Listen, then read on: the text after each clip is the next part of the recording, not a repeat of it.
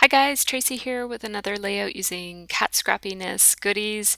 I'm just showing you that I store my frames in this little dish that's used for storing dips in. And I have two photos of New York City that were taken from the top of the rock, as well as an Instagram selfie of the two of us outside before it got dark. We kind of went at dusk so that we could see the city in the day and also see the city at night. These are not the greatest photo. I mean, I think they're beautiful, but Scott doesn't like these photos very much because something was the thing that he attached his tripod to was shaking every time he took the picture, and so it didn't. Anyways, I think they look lovely. um, but so these are the cat scrappiness goodies that I'm going to be drawing from today, and I already have the Instagram framed with one of those crepe paper frames from the Pier collection, which I love, love, love, love those frames. And I'm just trying to coordinate this one with the other layout. It's not actually, I'm not trying to coordinate it. I'm just basically trying to make sure that it doesn't completely clash. I don't usually think about which layouts go where in my scrapbook at all, but these two, because they're kind of opposites, like the other layout. Well, you'll have to check out the video on the other layout to see what it's all about. But I have another one called the bottom of the rock, and this one is called top of the rock. So I want these two to go side by side in my book. So you just see me going through some paper, and these are basically the scraps from my last layout, as well as I pulled out that Tim and Beck paper for my background because I love that paper, and I thought this was a good chance to use it because it kind of has similar colors to that other paper, the Sundrifter paper I used on the other layout. So I'm going to outline this one, and I'm not sure what I'm doing here. Don't know what that was all about, but I'm going to outline. And when I outline, I just keep my wrist really straight so that I can have, and I use sweeping motions with my whole arm, and that helps me to keep my lines mostly straight. This paper has a punch out from the other layout. I used some punched hearts, and I just love this paper too so much. I love the backside of it, so I couldn't bear to waste it underneath of this layout, so I cut out the middle. I'm just going to outline all of the main papers that are going to be layered together for this layout. This is a pretty simple layout. It came together pretty quick. I think it was about an hour and 20 minutes. And I thought about just using one picture here because one picture is better than the other. But then I just decided one is looking one way and one is looking the other way. So I thought it would be nice to have them both on there. And also the Instagram looks more balanced when it's offset by the two 4x6 photos as opposed to putting it beside the one 4x6. It looks a little off kilter. So I am using my ruler here just because I do want it to look like that is one piece of paper in the back. So I do want it to be equidistant from the edges. And that's what I'm doing here. It's close enough. It's not exactly perfect, but it's close enough. So I'm going to trim off my edges, and I want my pictures to go over to the so that I don't want them to be matted by that blue paper. I want them off to the side, so that's why they're over there a little bit.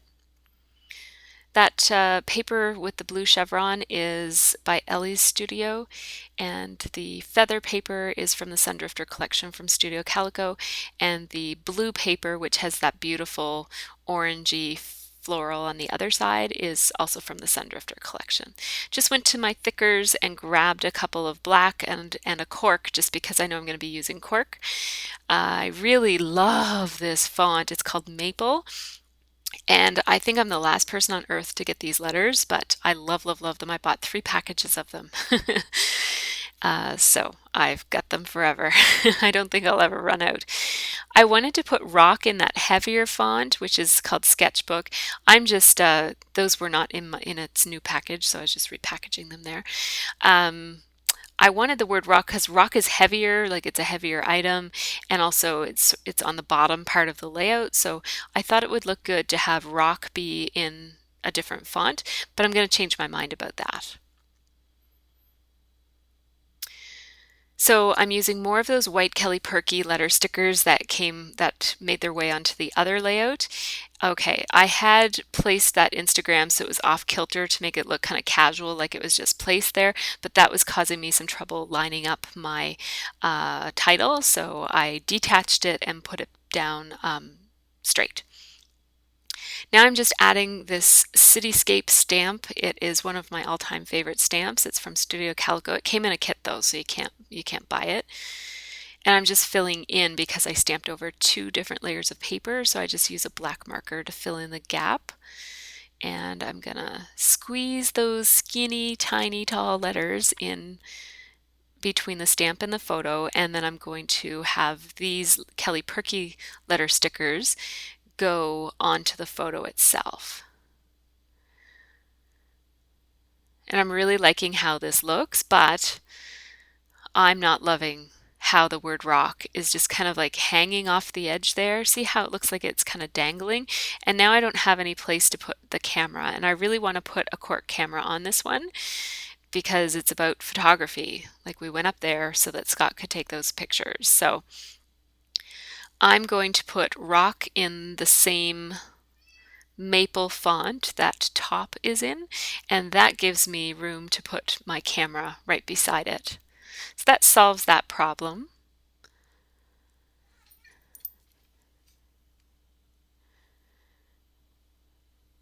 Those are such fun letter stickers. I love them. I know they're not new, but I still love them. I love a lot of old things. So now I'm just having a look at my flare badges to see what I'm going to put in the middle of this one. Looking for a photography themed one. And then I had hello, and then I went back to the photography one. It's by Evalicious, and it's kind of like a taupey gray color with a hand-drawn camera in the middle of it. You'll see it in the close-ups. That crepe paper frame I realized was only attached with washi tape on the back of it. That was the only thing holding it down, so I had to add a bit of glue because it was coming up. Now this is a cat scrappiness embellishment made in balsa wood, and of course the cork camera is also from Cat Scrappiness. And then these stars in cork and balsa wood are also from Cat Scrappiness. Then I also added one of the hearts. That's one of the centers of the strip of hearts. I'm going to use my Heidi Swapp Gold Lame spray, and it's going to work really, really nicely with the balsa wood and not so nicely with the cork. It was okay with the cork, but it was really absorbing in, and you couldn't really tell that it was gold. Like it was shimmery, but it was more like shimmery cork than it was gold. Now, this is Smooch ink, and it makes a very, very yellow gold. So I'm not too crazy about the Smooch ink. I also used, since I had my Smooch ink out, I just took the red and painted that little balsa wood heart in Smooch ink as well. Putting a second coat of gold on those balsa wood embellishments. And then I just put a tiny spray of gold on the cork, even though they already had the Smooch ink on them.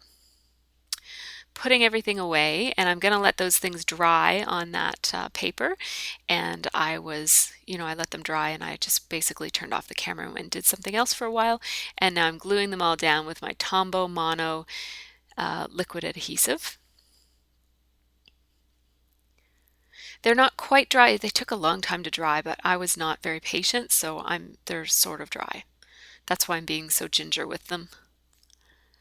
Now this is POW glitter paper, and it is nowhere near as yellow as especially the Smooch ink, but also the Gold Lame by Heidi Swapp. But it's a little something different. So I don't have a good sized punch in a star, and I didn't want to bother with my cameo. So I just used my border punch for stars and made like little star confetti. And I'm just kind of placing it all around.